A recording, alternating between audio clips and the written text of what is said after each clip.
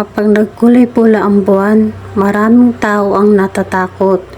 Pero ang iba naman ay naniniwalang may special itong kahulugan.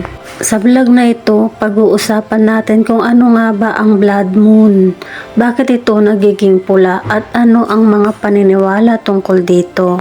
Ang blood moon ay nangyayari tuwing may total lunar eclipse, ibig sabihin na tatakpan ng Earth ang liwanag ng araw papunta sa buwan. Pero bakit nagiging pula kapag dumadaan ang liwanag ng araw sa atmosphere ng Earth?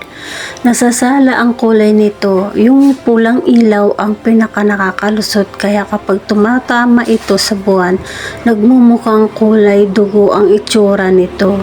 Hindi ito masamang senyales, isa lang itong natural na astronomical event.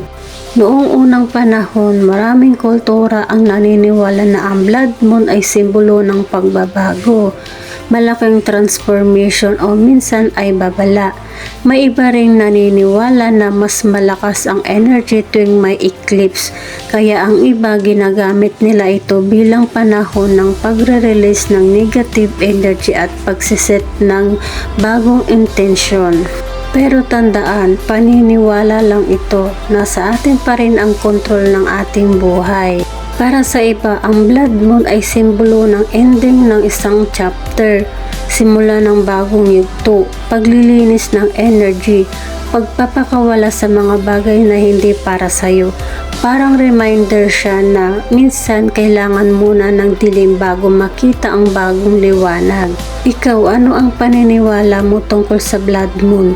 Naniniwala ka ba sa spiritual meaning nito o mas naniniwala ka sa science? Comment mo sa baba ang thought mo, at kung gusto mo pa ng ganitong mysterious pero informative content, huwag kalimutang mag-subscribe.